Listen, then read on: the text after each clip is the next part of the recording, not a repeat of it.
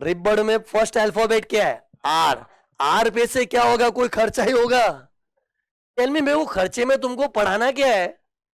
अरे खर्चे तो सुने हुए रहते हैं, पढ़ना क्या है? कि इधर वो माइनस हो सकता है कि नहीं।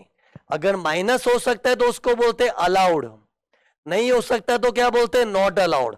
अपना पूरा communication allowed, not allowed, allowed, not allowed इस टोन में होने वाला है। ओके, तो अलाउड मतलब गवर्नमेंट ने बोला है जाओ, हमने तुमको इजाजत दी, माइनस करो। नॉट अलाउड मतलब गवर्नमेंट मना कर रही है। तो देखो मैंने इधर तैयारी करके रखी है, पार्ट 1 चालू हो रहा है, रिबड़ पसाटप मज्जी वाला। ओके, उसमें खर्चों में बच्चों को पढ़ना है अलाउड है के नॉट अलाउड। तो पहला खर्चा रिबड़ में क्या है? आर। आर पे से गेस करो क्या खर्चा होगा? गेस किया, सही किया। ये देखो सेक्शन 28 है, it talks about rent, rates, repairs, taxes, insurance of premises. Premises नहीं बोलते इसको, क्या होते हैं? प्रेमिसेस। प्रेमिसेस मतलब जिस जगह में हम लोग अपना धंधा लेके बैठे, जैसे मेरे लिए क्लासरूम है, मेरा ये पूरा जगह है, ये मेरा प्रेमिसेस है। ओके, चाहे वो क्लासरूम हो, शॉप हो, फैक्ट्री, ऑफिस, जो भी है, ये ब्रॉड टर्म है। प्रेमिसेस मतलब अपना धंधा करने का जगह। ओके, फिर प्लांट एंड मशीनरी, फर्नीचर, और ये क्या था? Rent, rates. एक से रेंट तो सबको पता है, रेट्स क्या होता है? रेट्स एक तरह का टैक्सेस होता है। जैसे प्रॉपर्टी के टैक्सेस होते हैं ना, वो कैसे इन लोग लेवी करते हैं? परसेंटेज फॉर्म में। और परसेंटेज को दूसरी लैंग्वेज में क्या बोलते हैं? रेट्स। तो रेंट हो गया, रेट्स हो गया, रिपेयर्स हो गया, फिर टैक्सेस। ये म्युनिसिपल टैक्स, ये रिपीट किया है क्योंकि कोई कोई प्रॉपर्टी में गवर्नमेंट रेट्स बोल के चार्ज करती है, और कोई कोई प्रॉपर्टी में म्युनिसिपल टैक्सेस। जैसे मुझे इस जगह का म्युनिसिपल टैक्स भरना पड़ता है। म्युनिसिपल टैक्स क्यों भरना पड़ता है? क्योंकि मुझे इस जगह में पानी मिलता है। पानी कहां से आता है? बीएमसी से, म्युनिसिपल कॉर्पोरेशन से आता है। और अपने क्लास के आजू बाजू आजू बाजू जो गंदगी होती है, साफ सफाई कौन करता है? म्युनिसिपैलिटी वाले। तो उनको अपने को टैक्स देना पड़ता है। फिर आई क्या था?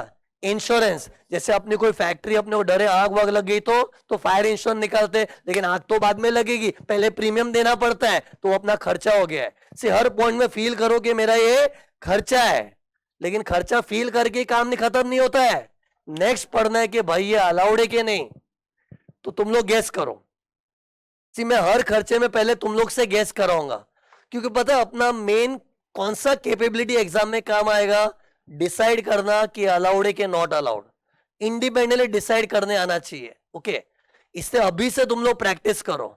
और इसके लिए पता है एक स्ट्रिक्ट टेक्निक फॉलो करो। कोई भी खर्चा लगाना बिजनेस से रिलेटेड है तो अंदर से आवाज निकलनी चाहिए, अलाउड। कौन सी आवाज? अलाउड। और लगा नहीं ये खर्चा तो फालतू है, इसका बिजनेस से कोई लेना देना नहीं, तो not allowed. Simple common sense use करना। तो टेल मी, इन खर्चों के बारे में तुम्हारी क्या राय है? क्या ये बिजनेस से रिलेटेड है?